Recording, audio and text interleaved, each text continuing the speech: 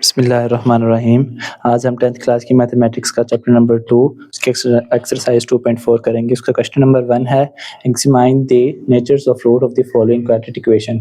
Quadratic equation आपको given होगी, उसके आपने नेचर बतानी है। नेचर मतलब वो रियल है, इमेजिनरी है, रैशनल है, इरेशनल है। तो जब वो हमें कहते हैं नेचर फाइंड करो या उसका किसी चीज़ का डिस्क्रिमिनेंट फाइंड करो, तो उसका एक फार्मूला हमारे पास होता है b² माइनस 4ac। आपने जो भी दिया उसमें से ए बी सी की वैल्यू निकालनी है और इस फार्मूले में आपने पुट करनी है और आपके पास उसकी नेचर और जो इसका डिस्क्रिमिनेंट है वो फाइंड हो जाएगा। अब यहाँ हमने उसकी इक्वेशन दी है 3x² minus 9x minus 2 is equal to 0। तो इसमें से ए की वैल्यू जो हमारे पास x² वाली होती है वो 3 आ गई, बी की वैल्यू जो हमारे पास x के साथ होती है -9 और सी की वैल्यू जो हमारे पास कॉन्स्टेंट होती है -2। तो इसको इस फार्मूले में पुट करें b² माइनस 4ac, तो b² मतलब -9 का स्क्वायर माइनस 4, ए की वैल्यू 3 और बी की वैल्यू सी की वैल्यू हमारे पास -2।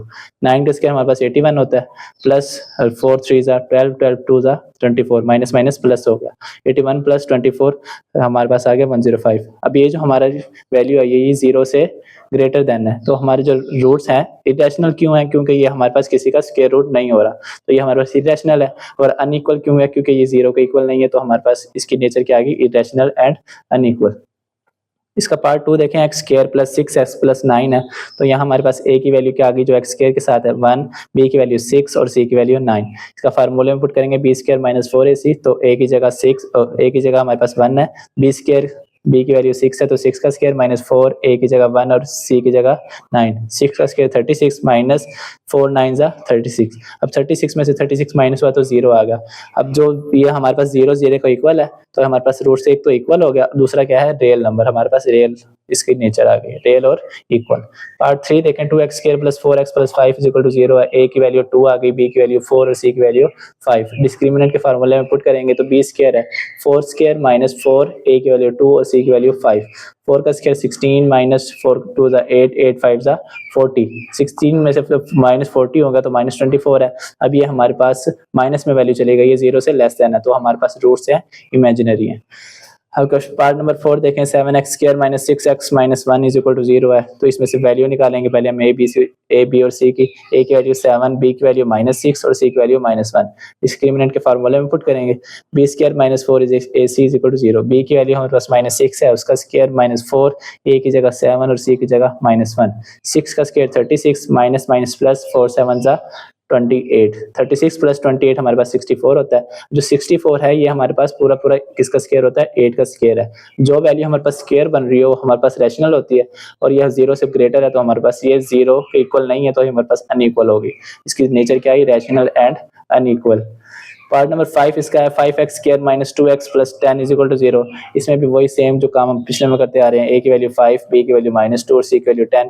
डिस्क्रिमिनेंट के फार्मूले में पुट करेंगे, माइनस b का स्क्वायर है तो -2 इसकी वैल्यू है b की, तो -2 का स्क्वायर -4, a की वैल्यू हमारे पास 5, b की वैल्यू हमारे पास, c की वैल्यू हमारे पास 10। तो 2 का स्क्वायर हमारे पास 4 हो गया, 4 5 ज़ा 20, 20 10 ज़ा 200 हो गया। तो 4 में से जब 200 माइनस होंगे तो हमारे पास आएगा -196। अब ये माइनस में वैल्यू आई तो हमारे पास रूट्स क्या होंगे? इमेजिनरी होंगे। पार्ट नंबर 6 इसका है, x² minus 8x plus 16 is equal to 0। a की वैल्यू x के साथ कुछ भी नहीं है तो 1 होता है, a की वैल्यू 1 आ गई, b की वैल्यू -8, c की वैल्यू 16। अब इसका डिस्क्रिमिनेंट फाइंड करना है, b² माइनस 4ac, ये हमारे पास फार्मूला है इसका। तो b की जगह हमने -8 पुट करना है, -8 का स्क्वायर -4, a की जगह 1, c की जगह 16।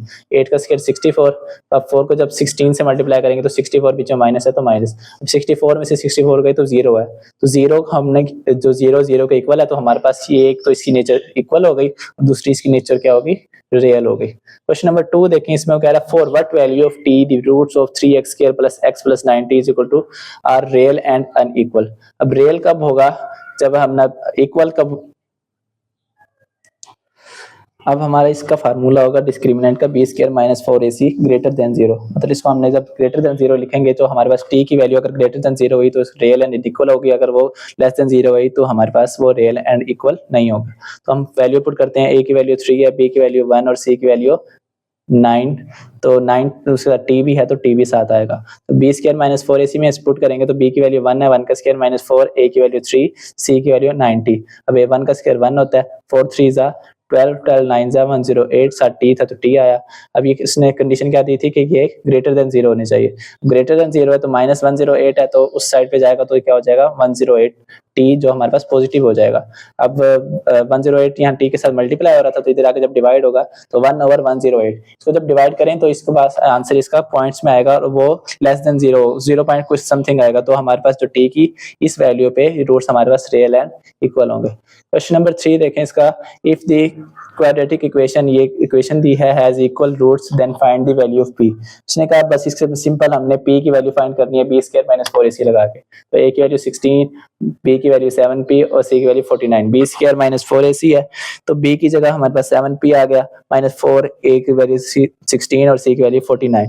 7p का स्क्वायर तो 7 का स्क्वायर 49 होता है, p का स्क्वायर -4 16 का हमारे पास होता है 48। 40 जब हम 49 से मल्टीप्लाई करेंगे 3136 इज इक्वल टू 0 हो जाएगा। अब हमारे पास ये माइनस का था तो उस साइड पे जाके ये प्लस का हो गया। अब p के साथ मल्टीप्लाई हो रही थी वैल्यू 49, तो यहाँ मल्टीप्लाई हो रही है, दूसरी साइड पे आके डिवाइड होगी। जब इसको हम कट करेंगे तो 49 30 64 हमारे पास होता है 3136, तो p square is equal to 64 आ गया।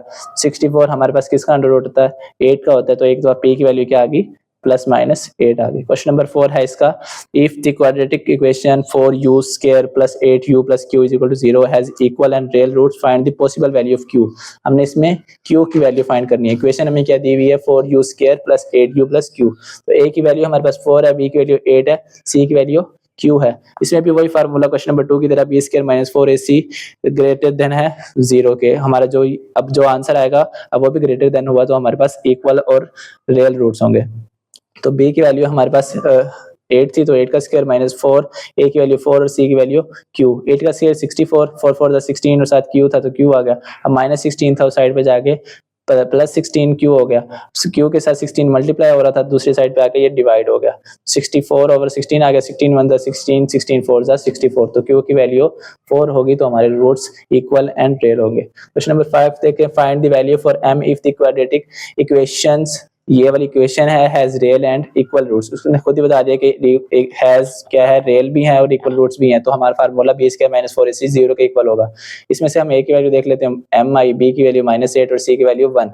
इस फार्मूले में पुट करें, b की जगह हमने -8 पुट किया, -4 a की जगह m और c की जगह 1, तो 8 का स्क्वायर 64 -4 जो 4 को जब m से मल्टीप्लाई करेंगे तो 4m आ गया। 4m था इधर पॉजिटिव, तो दूसरी साइड पे जाके क्या हो जाएगा negative, 4m is equal to 64 हुआ। तो m के साथ 4 मल्टीप्लाई हो रहा था, इधर आके डिवाइड होगा, तो 64/4 हो गया। 4 1 4 4 16 था हमारे पास 16 होता है, 4 16 था 64 होता है, तो m की वैल्यू क्या आ गई हमारे पास 16। ये इसका आंसर है।